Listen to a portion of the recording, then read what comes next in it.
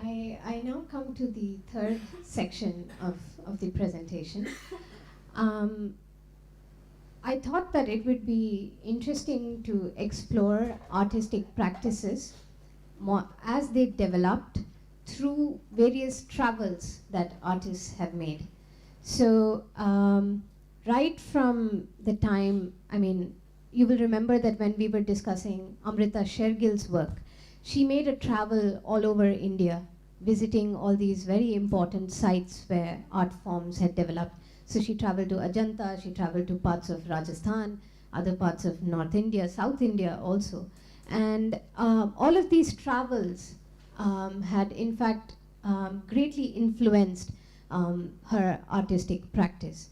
So there is a way in which one can see that the idea of traveling, and within the country, outside of it, the idea of travel has been very important in the formation of the modern artist.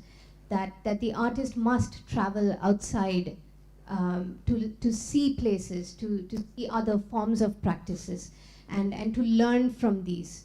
And so that is why I thought that it would be interesting to see the art practices in Baroda through this lens of artists who are traveling. We have also seen, for example, in the case of, say, even the progressive artist group, the Bombay Progressive Artist Group who I showed earlier.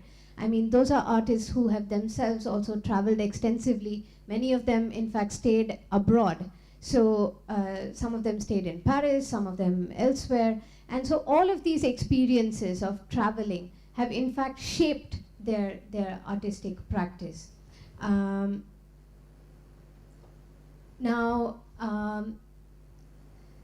Sometimes this has shaped, traveling to different places has shaped shaped artists in different ways, sometimes very directly in their artistic practice, but otherwise also in helping them think about, what their artwork is concerned with. So, for example, the artist Jyoti Bhatt, whose artworks and images I've shown you earlier, he traveled for over 2 decades.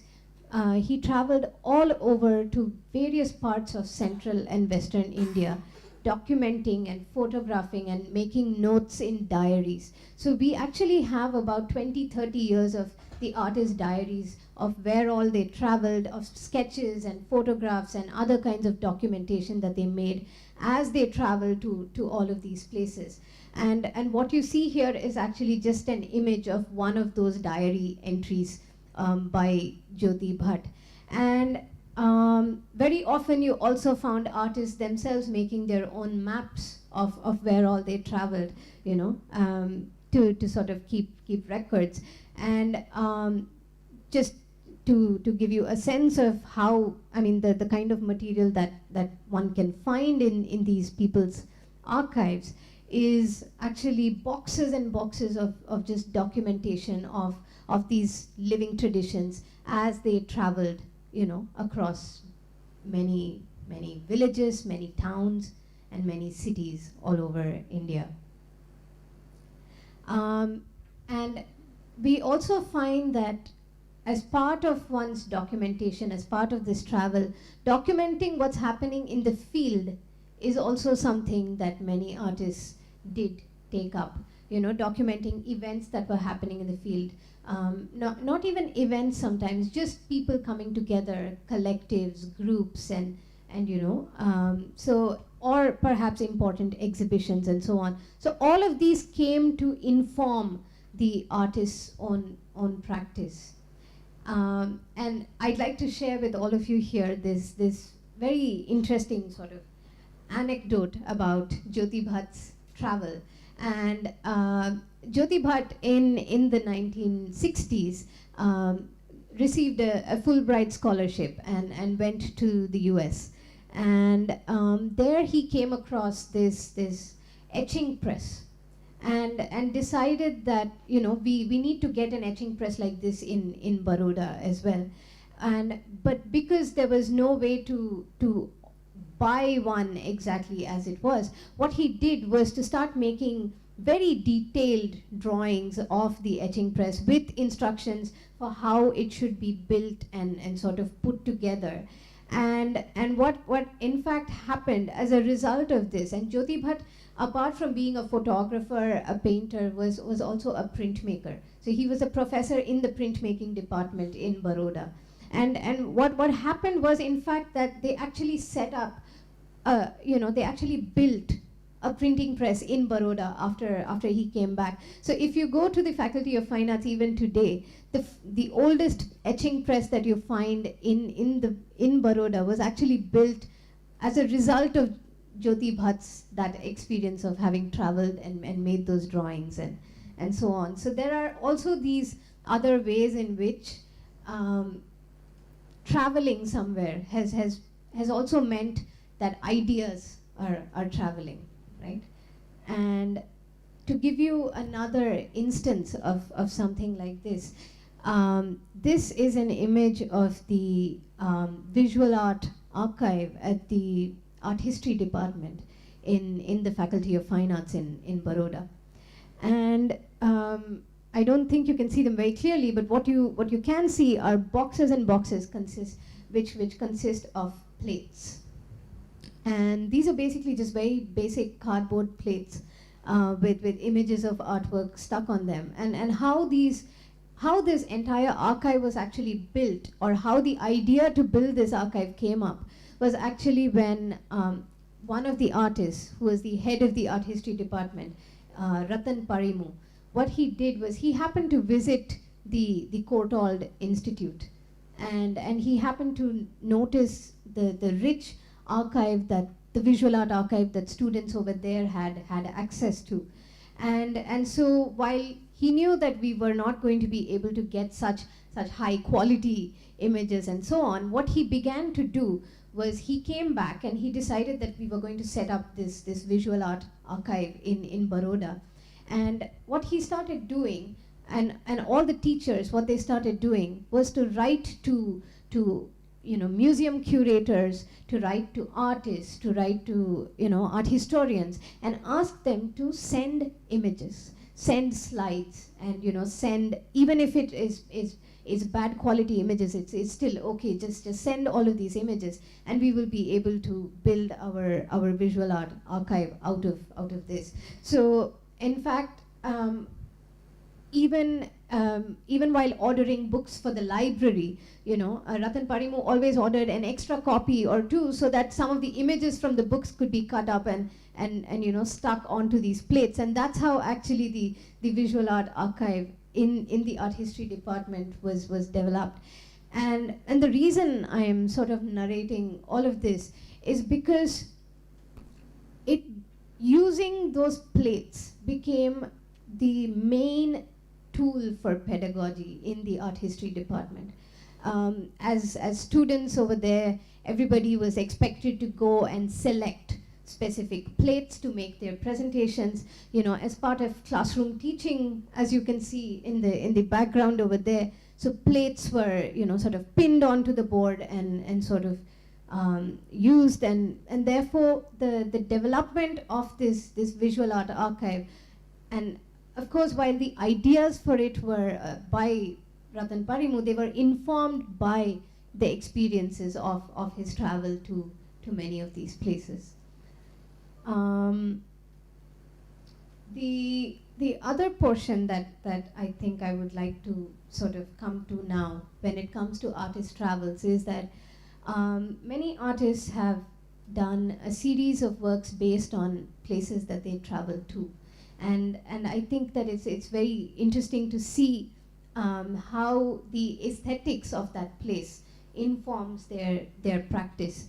So as part of looking at the modern artist as a traveler, it might be interesting to see, this here, for example, is Vivan Sundaram, an artist from Delhi, trained in London, but traveling to Latin America and making this sort of these portraits of the poet Pablo Neruda, of an entire series, in fact, called The Heights of Machu Picchu, in Latin America. So there are these very, and what you can see here immediately in this artwork is with regard to the very aesthetics of this artwork.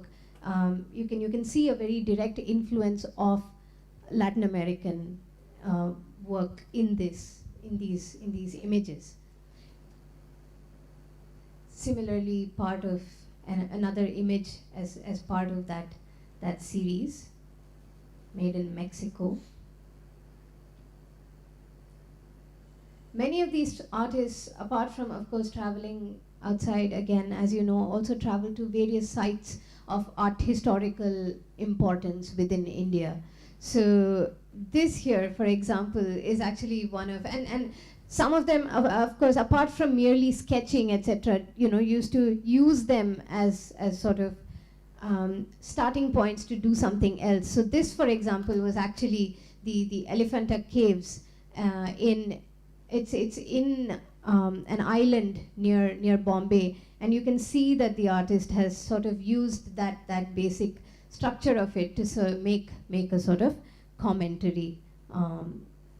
And so there are these ways in which traveling to places did not only mean sketching or those kind of representations, but also meant using certain imageries which have become motifs to sort of further one's own ideas.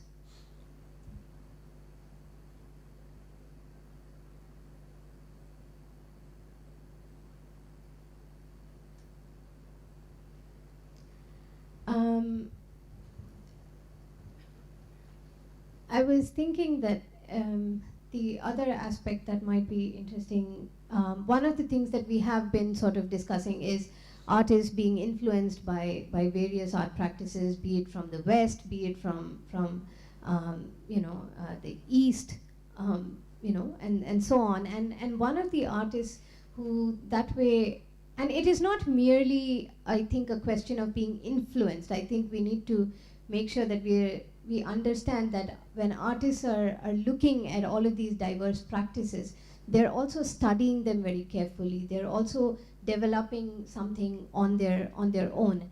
So this is an artist who is extremely central to the history of modern art in India, Ghulam Muhammad Sheikh, and an artist from Western India, trained abroad, but teaching. I mean, he's somebody who lives in Baroda and who has taught for many decades in the Baroda Art School.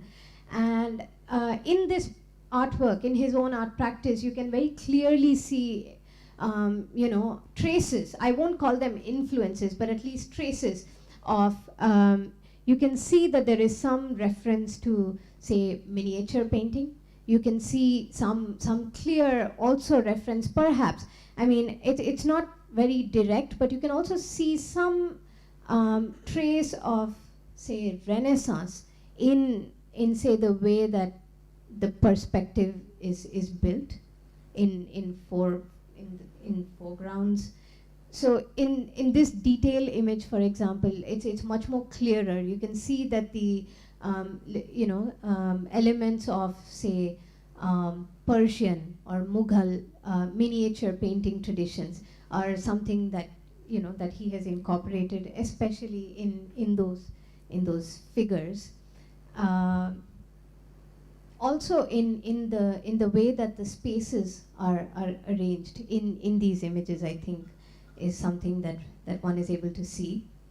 And apart from Persian and Islamic miniature traditions, painting traditions, in this image, I think it's also quite interesting because one sees an influence of, say, Chinese paintings and so on in these kind of images, and in the way that the landscape is rendered.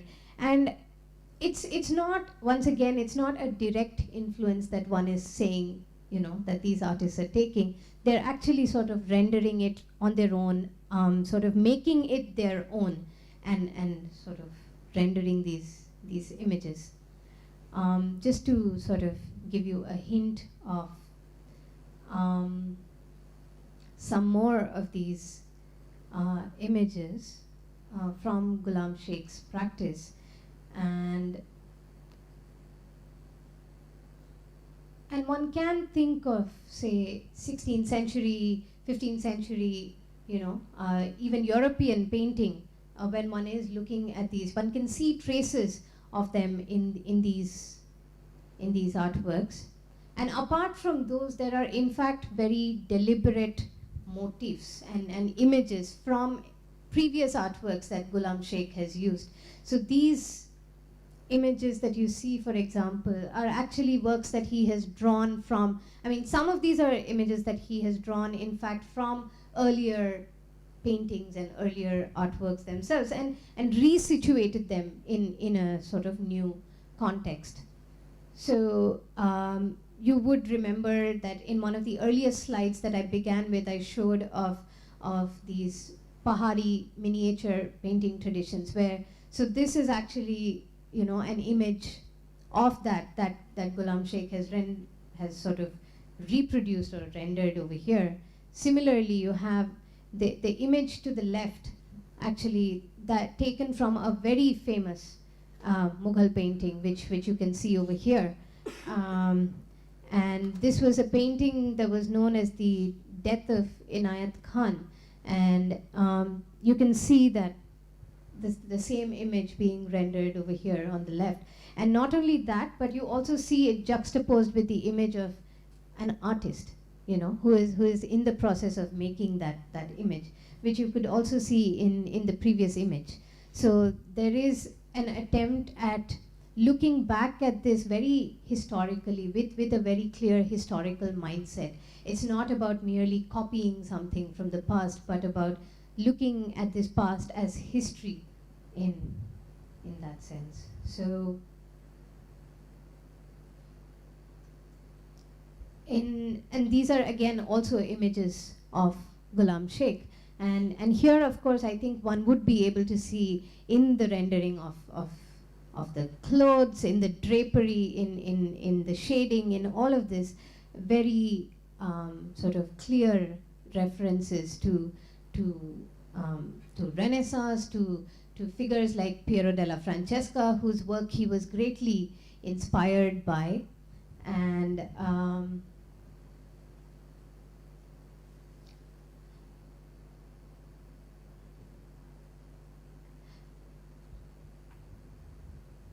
in fact, for many of these artists, the idea of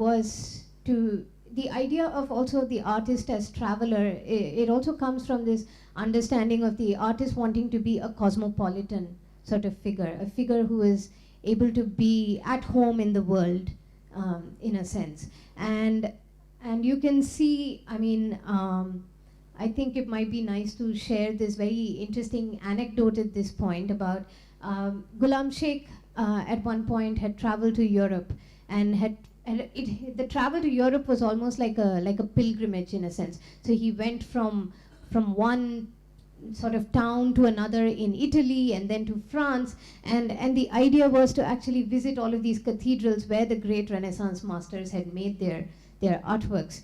And he, as part of this travel across Europe, he had in fact prepared a map, of his journey all over Europe. And very interestingly, that map was in fact used by generations of artists who later also had the occasion to travel to Europe, from Baroda, from India, generally just friends and others.